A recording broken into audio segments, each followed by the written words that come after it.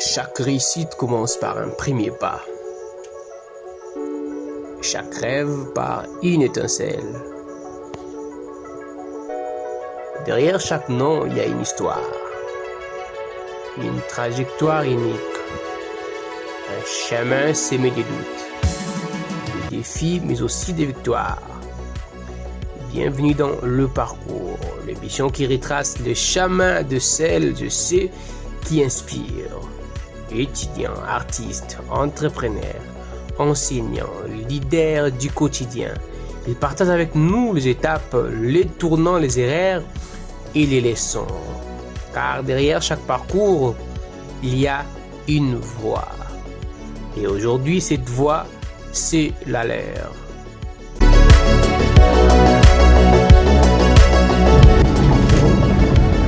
Quand le baobab prend racine, c'est pour offrir de l'ombre à ceux qui viennent après, hommage à ceux qui bâtissent discrètement mais durablement. Vous avez donc compris que nous sommes en direct de votre radio, la radio Ici Matadi. Vous nous suivez de partout dans le cadre de votre émission Le Parcours. Aujourd'hui, nous allons recevoir pour vous un invité de marque. Il s'agit là du chef de travaux Mafuta Mbambi Eric. Il est comme ça assistant principal du secrétaire général administratif de l'IEC Matadi. Il va, avec qui nous allons discuter aujourd'hui autour d'une vingtaine de minutes dans le cadre de votre émission Le Parcours. Il va nous retracer son parcours d'enseignant, mais aussi son parcours en tant qu'auteur prolifique. Nous vous rappelons que le chef de travaux Mafuta Mbambi est un nom que vous verrez trouver partout sur internet. Tapez Mafuta Mbambi Eric, vous verrez la plupart de ses publications scientifiques. Et donc c'est un auteur prolifique, un auteur qui ne cesse de marquer de son empreinte dans le domaine de la science. Il est sur academia.ed, il est sur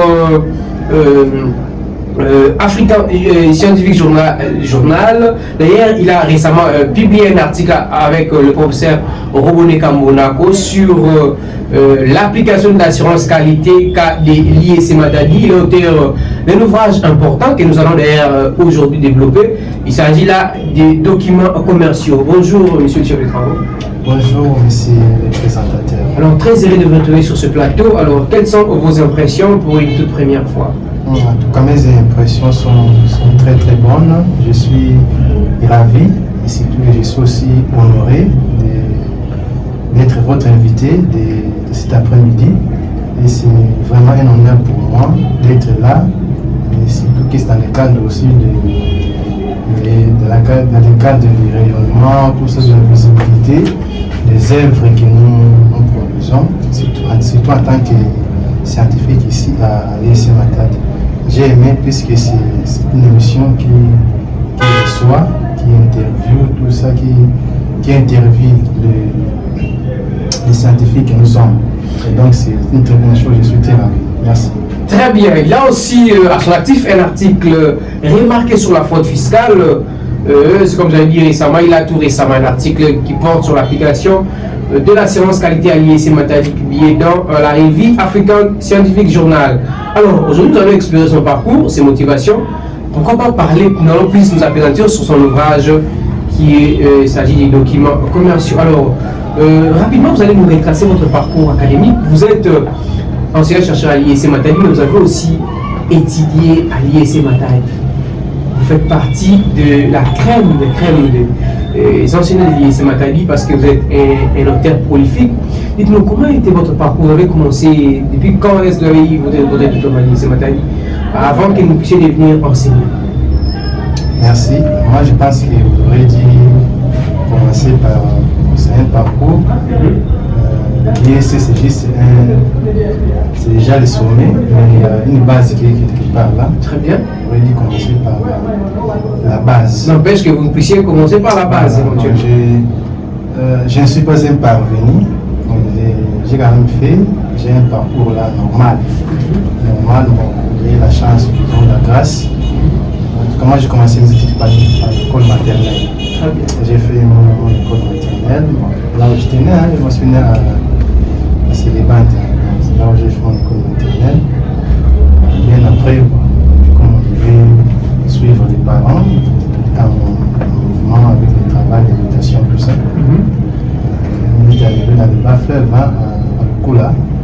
plusieurs locaux là, précisément dans l'université Limba. C'est là où j'ai fait mon école primaire, école secondaire, et tout ça, jusqu'à décrocher même une école d'État. Très bien. Donc c'est un peu ça. Et après là, ça m'a amené ici, j'ai poursuivi mes études. Je suis arrivé ici à l'IEC Matadi, où j'ai pu décrocher un diplôme de licence en sciences commerciales et financières. C'était un peu ça. Voilà, c'est un parcours élogieux. Vous avez quitté Mba jusqu'à arriver à l'IEC Matadi, vous avez décroché votre diplôme de licence, comme nous autres, nous avons quitté Boma et ainsi de suite, nous sommes là à l'IEC Matadi. Alors, vous êtes aussi assistant principal du secrétaire général administratif. S'il faut épingler rapidement votre rôle au sein de l'administration. C'est vrai que vous êtes enseignant-chercheur. Voilà, merci. Et la question, c'est dans le cadre du parcours. En fait, avant que je ne sois au secrétaire administratif, dans le cadre de mes fonctions administratives, parce que par exemple, j'étais d'abord quelque part, bien sûr. Vous avez parlé de mes fonctions là-bas, l'assistant principal du secrétaire administratif. Bon, bien avant, je crois que j'étais à la section de douane. Sur les sections de douane, chargé de la recherche. Très bien. J'avais fait pratiquement, je crois, une année académique là. L'année qui avait suivi là, je devais quitter la section pour le secteur administratif. Je suis là comme coordonnateur, donc je coordonne les travaux, les tâches qui s'effectuent au niveau du secrétariat général administratif. C'est un poste qui est politique, parce que je suis là aussi comme conseiller, conseiller du secteur administratif. Très bien. En matière d'administration, en matière administrative, tout ce qui concerne l'administration. Je suis là, conseil, je coordonne ces cabinets-là, une opératrice de saisie, une secrétaire. Et là, je coordonne tout ce qui est fait là-bas comme travail. Voilà, vous coordonnez tout ce qui est fait là comme travaux. Alors, vous allez un peu aussi là. Alors, vous coordonnez tout ce qui est fait là comme travaux. Alors, rapidement, on va passer dans le vif du sujet. Vous avez sorti un ouvrage récemment, parce que ça accompagne votre parcours. Il s'agit là des documents commerciaux. Je peux rapidement voir. Alors, il s'agit là des documents commerciaux. Cet ouvrage, combien important. Cet ouvrage est sorti au niveau des éditions universitaires européennes, éditions universitaires européennes. On peut facilement vous avoir sur Amazon, aujourd'hui sur Afrique Vivre, GDR, passer en revue la plupart des sites, des plateformes où facilement on peut vous retrouver. En fait, vous êtes mondialement connu en tant qu'auteur prolifique. Alors, pourquoi écrire? Qu'est-ce qui vous a poussé à écrire en fait? Bon, écrire, c'est d'abord parler en termes d'écrire, parler en termes de Biblier. Publier, en fait, c'est une passion. C'est une passion, surtout aussi qu'on est enseignant, et l'enseignant au niveau de l'université, n'essaie pas seulement à enseigner. Très bien. Mais souvent, dans ce sociaux aussi, on dit enseignant-chercheur. Voilà. Un enseignant du supérieur, il enseigne bien sûr, il transmet des connaissances, mais aussi, il doit aussi publier et faire des recherches, tout ça. Très bien. Publier les résultats de ces recherches-là.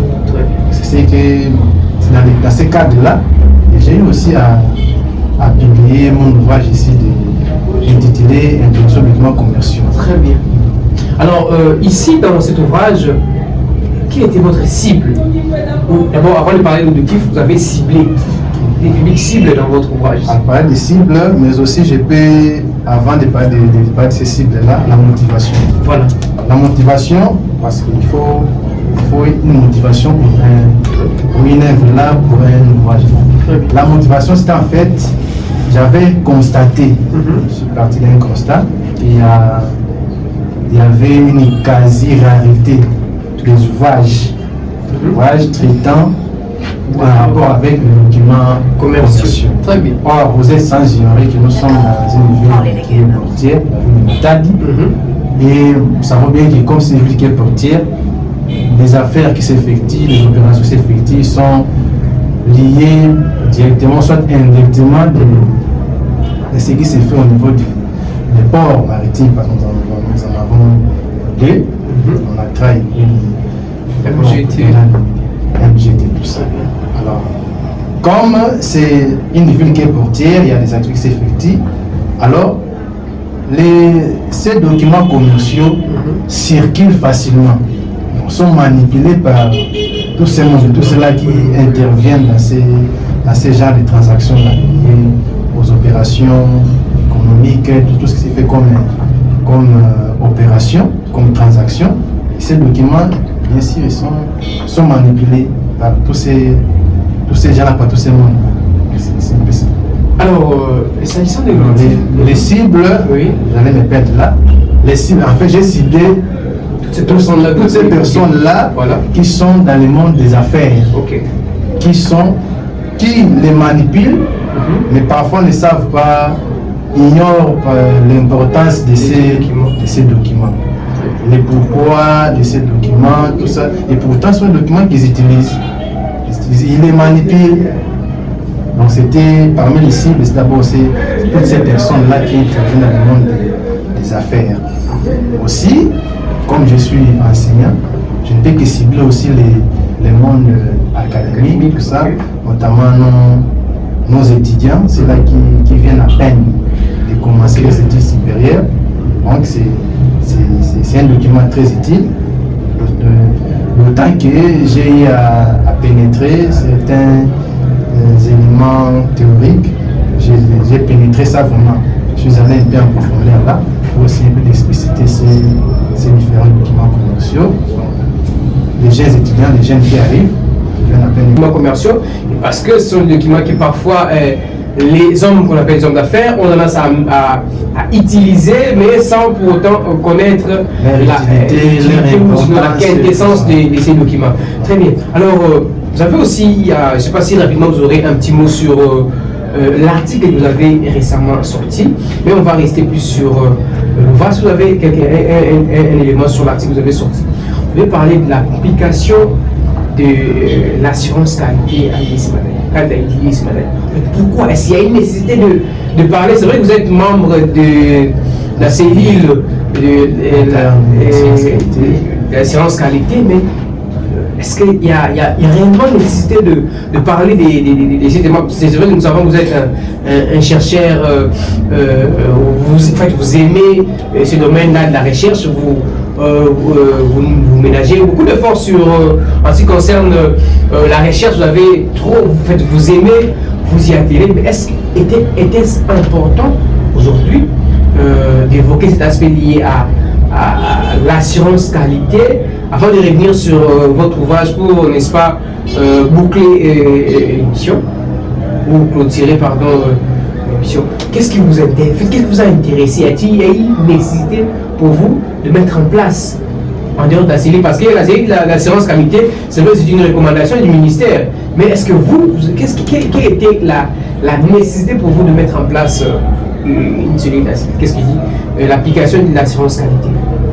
Voilà, merci de la question.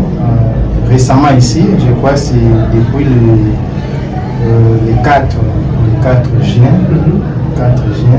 que l'article a été publié dans la revue African Scientific Journal. Le siège où les comités d'action de publication se trouvent au niveau du Rabat, au Maroc. La ville de Rabat, au Maroc. Le directeur là, c'est un professeur de l'université Hassan D de Rabat.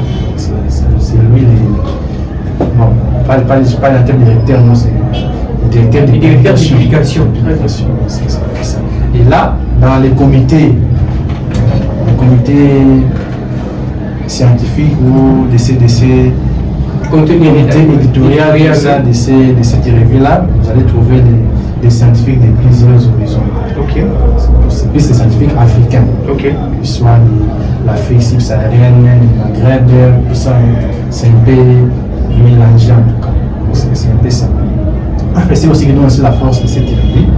Parce que aussi, quand on publie cette revue-là, ils ont une plateforme de base, donnée là purement académique. Vous pouvez être libre, on peut commencer l'article à travers le monde. Très bien. C'est un peu ça.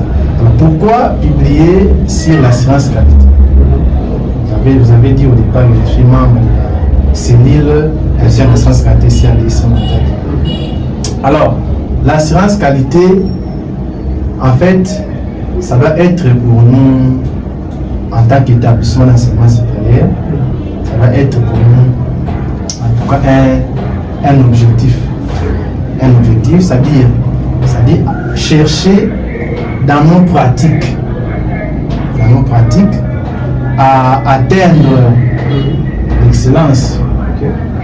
Atteindre l'excellence, ou soit la qualité. Les chemins là maintenant qui mènent vers l'excellence, vers la qualité dans nos pratiques, ça entre à ce qu'on appelle par l'assurance qualité. Donc, il faut des garanties, pour que nos pratiques, tout ce que nous faisons comme travail, comme acte, puisse nous amener justement vers la qualité. Ça doit être une aspiration. Nous devons aspirer vers la qualité, l'excellence dans ce que nous faisons. N'oublions pas que, on sait qu'on sait l'enseignement supérieur, on sait que l'assurance qualité l'enseignement supérieur, il y a des piliers, des domaines. Que ce soit nous avons la formation, nous avons la recherche, nous avons la gouvernance, les infrastructures, la vie à l'université, que sais-je encore là, la vie à l'université. Il y a aussi, c'est-à-dire les rôles, c'est-à-dire l'université. Les rôles de l'université dans la société, voilà. Son apport, tout ça, ça en fait tout ça. Il y en a 6, hein? Il y en a 6. Il y a la formation, il y a la recherche, il y a la gouvernance, il y a les infrastructures, il y a la vie au sein de l'université, et il y a aussi disons au niveau de l'apport de l'établissement par rapport à la société. C'est un peu ça.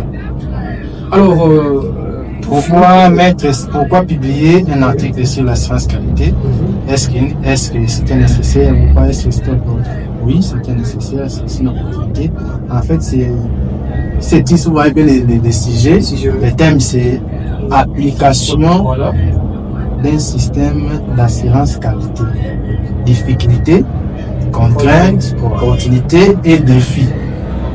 Le cas pour c'est-à-dire en quelque sorte, nous voulons essayer, puis nous avons voulu, à travers cette étude ici, voir et que pour qu'on puisse implémenter un système d'assurance qualité au sein de l'ISM Matadi. Qu'est-ce qu'il y a comme difficulté, contraintes, opportunités et puis défis. Nous savons bien que vous êtes sans ignorer. De plus en plus, il y a des pratiques là pas bien qui se font voir au niveau de nos institutions, l'enseignement supérieur universitaire. Je ne parle pas de l'ISM Matadi, je parle de manière générale. De manière générale. La raison pour laquelle nous avons on peut réfléchir, étant donné que nous avons déjà un peu d'expérience sur la science qualité ici à l'ISM Matadi. Si on peut essayer de voir les difficultés pour les contraintes qu'il y a pour qu'il y ait une mise en place d'un système de science pour que tout le monde, tout agent de l'ISM Matadi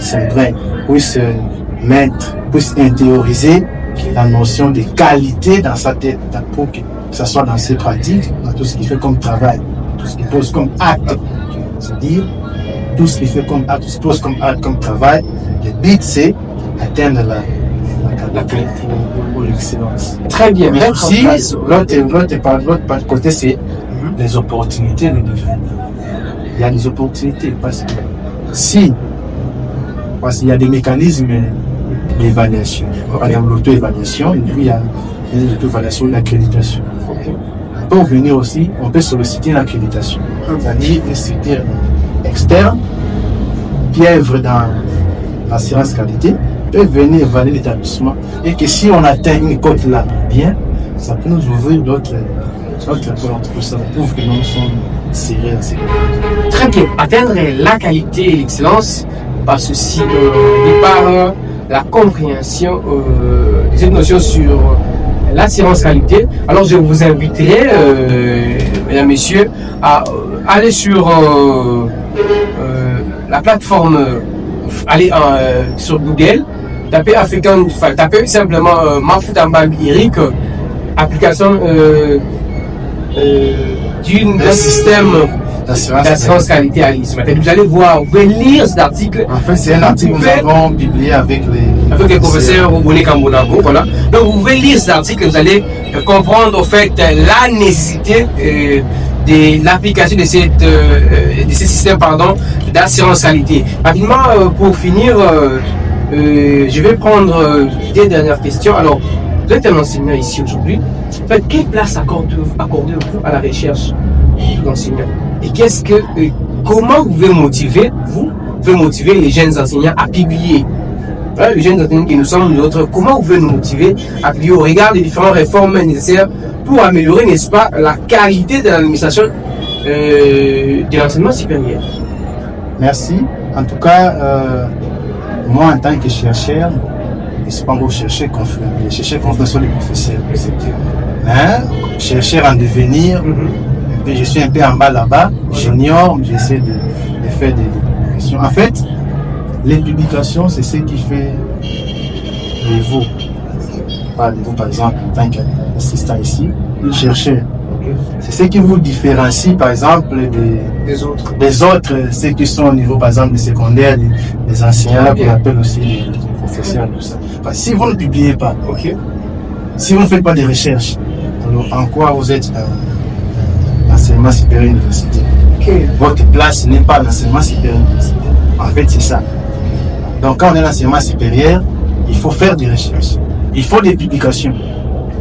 Vous pouvez être là, vous savez enseigner tout ça, vous maîtrisez bien vos notions, tout ça, vos matières. Non, c'est un bon enseignant, il enseigne bien.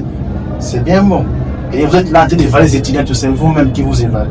Parce que quand on fait des publications, en quelque sorte aussi, on nous évalue. Donc on s'est fait évaluer par les experts, par ceux qui sont au-dessus de nous. Quand nous publions, on s'est fait aussi évaluer. Ça nous permet aussi d'avancer, de progresser. Donc, je conseille vraiment aux collègues, que ce soit assistants ou chefs de niveau, en tout cas de publier. Parce que si on ne publie pas, on n'est pas connu. On n'est pas connu en tant qu'enseignant supérieur. On n'est pas connu. Bon, imaginez, vous vous retrouvez quelque part là, et vous dites que non, j'enseigne à l'université. Et en fait, on ne va pas vous croire parce que vous brandissez des syllabes, tout ça. Bon, j'ai fait tel cours. On ne va pas vous croire. Ils vont vérifier. C'est là qu'ils seront devant vous, ils vont vérifier. Ils vont, je vais un exemple, là, juste taper. Pendant que vous serez peut-être distrait, et ils vont taper sur Internet, sur Google, ils vont taper votre nom pour vérifier si le nom est cherché. Mais si en tapant votre nom n'apparaît pas, il n'y a aucune publication attachée à votre nom, on ne va pas vous prendre au sérieux. Nous-mêmes aussi, nous aimons évaluer les étudiants. Qu'en est-il de nous-mêmes? Nous faisons quoi comme travail et qui nous évalue? Moi, j'ai aussi la publication, le niveau de publication. D'abord, ça demande de concentration. C'est pas facile, mais ça demande de concentration. Il faut vraiment du temps. Mais quel est votre Mais aussi Merci, bonne question. Aussi les moyens. Les moyens financiers. Voilà. Parce que tout ce qu'on fait là, vous voyez là comme publication. Donc ça demande des moyens pour c'est quoi mon secret? Bonne question. Le secret, c'est d'abord aimer, passionner. La recherche, l'enseignement, tout ça, c'est ma passion. J'aime ce que je fais là comme travail. C'est ma passion. Et mon secret, c'est mon secret, c'est je prends mon temps. Pour que je puisse être là, étant chercheur. Pas seulement pour des objectifs là, des promotions, tout ça. Non. Mais c'est la passion, la visibilité, le rayonnement. Ça passe par là. Mon secret, c'est le travail. travail, la concentration, tout ça, l'abnégation. En tout cas, quand je me fixe un objectif, là, je me donne à fond. Et parfois de nuit, je ne dors pas. Alors, parfois, je dors tard la nuit. Justement, de peaufiner tout ce que je peux avoir comme idée. Voilà, c'est un peu ça. Voilà. Le secret, c'est le travail acharné. Voilà, nous reviendrons aussi prochainement, comme l'a dit les chefs de travaux Mafutamba Birik, les secrets, c'est aussi le travail acharné. Alors, si vous avez peut-être un dernier mot à ajouter par rapport à votre ouvrage ici, qui est disponible aux éditions EIE Vendi. Sur Amazon, vous pouvez retrouver cet ouvrage, c'est disponible un peu partout. Alors, qu'est-ce que vous avez à ajouter comme dernier mot par rapport à... Merci beaucoup. Avant de dire mon dernier mot, je vais même donner une idée par rapport à mes publications. Ok. À ce jour aussi. Très bien, allez-y. En fait, j'ai beaucoup de publications. Je crois, ma première publication, j'étais seul. Ouais, j'ai fait ça à LinkedIn. J'ai une publication là-bas. Il y a à l'IPEN, la revue de Crédit Pen. J'ai basé des articles là-bas. Un article où j'ai fait avec, nous avons publié avec les chefs de travaux et leur invité. L'invité m'a été l'assistant Antoine. Et notre article là, toujours avec Crédit Pen, j'ai publié sans avoir écrit cet article là avec les chefs de travaux Christian, Keyo. On a le son article là-bas. Et il y a aussi un article que nous avons publié dans la revue Criged de D.C. Gombe. Là, j'ai publié avec les chefs de travaux Alphonse Ditona et puis Madame le chef de travaux Jolie Lenki. Et il y a un article maintenant où j'ai publié seul, ça fait que j'ai publié en Algérie, on la revue algérienne ASJ.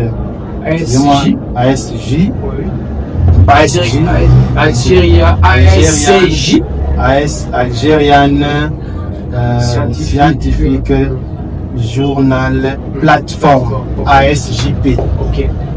C'est là où c'est une plateforme qui regroupe tous les scientifiques algériens. Et là, j'ai publié là-bas dans la revue des sciences commerciales. La revue des sciences commerciales de l'école de hautes études commerciales d'Alger. C'était la revue des sciences commerciales. J'ai commenté sur les problématiques de financement des vêtements entreprises de la montagne par les institutions financières de la ville de montagne. C'est notre article que j'ai publié seul. Là, c'est Maroc avec la revue ASJ, African Scientific Journal. Et puis, enfin, les derniers, je viens de publier avec l'étudiant avec le professeur à Monaco, toujours là, au niveau de la revue African Scientific Journal. Très bien. Mon dernier mot, je tiens à vous remercier spécialement de m'avoir invité ici au niveau de votre plateau. Ça a été un honneur pour moi de venir présenter ce que j'ai fait comme travail, comme publication. Et j'étais à encourager que cette émission aille de l'avant. Et que les autres aussi collègues puissent passer pour présenter ce qu'ils font comme travail, que ce soit en termes de publication, en termes d'enseignement. Ce sera une très bonne chose. C'est ça. Donc, je tiens à vous remercier par rapport à l'invitation.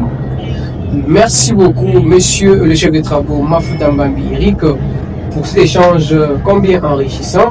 Nous espérons vous avoir encore, parce que on a seulement pris rapidement un élément parce qu'on doit vous libérer. Vous avez un enseignement à donner aux étudiants qui vous attendent.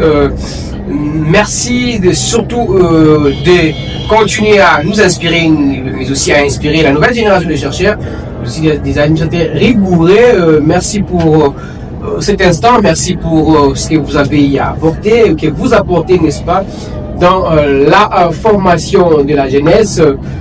Mais nous n'allons pas nous séparer comme ça, nous allons boucler cette émission avec cette parole comme cela est de coutume. L'encre du savoir ne sèche jamais dans le main de celui qui le partage. Un clin d'œil à l'engagement intellectuel, mais aussi au partage de la connaissance. À tous nos auditeurs, mais aussi à nos followers, nous vous souhaitons un très bon suite de programme sur votre radio. N'oubliez pas que vous pouvez facilement nous télécharger sur Play Store, sur App Store, mais aussi via vos ordinateurs. Nous avons mis en place une version de la machine, donc facilement vous pouvez télécharger notre application sur vos ordinateurs carrément et puis écouter la radio IEC Matadi ou encore nous suivre sur Facebook, sur X, sur WhatsApp. Nous sommes maintenant partout et très bientôt nous serons sur vos écrans, sur Canal+, Tenez bon, nous allons y arriver en douceur. À toutes et à tous, nous souhaitons et très bonne suite de programme sur votre radio. À très bientôt. Ciao. Chaque réussite commence par un premier pas. Chaque rêve par une étincelle. Derrière chaque nom, il y a une histoire. Une trajectoire unique. Un chemin semé de doutes. Des défis, mais aussi des victoires. Bienvenue dans Le Parcours, l'émission qui retrace le chemin de celles, je sais, qui inspirent. Étudiants, artistes, entrepreneurs, enseignants, leaders du quotidien. Ils partagent avec nous les étapes, les tournants, les erreurs et les leçons. Car derrière chaque parcours, il y a une voix. Et aujourd'hui, cette voix, c'est la leur.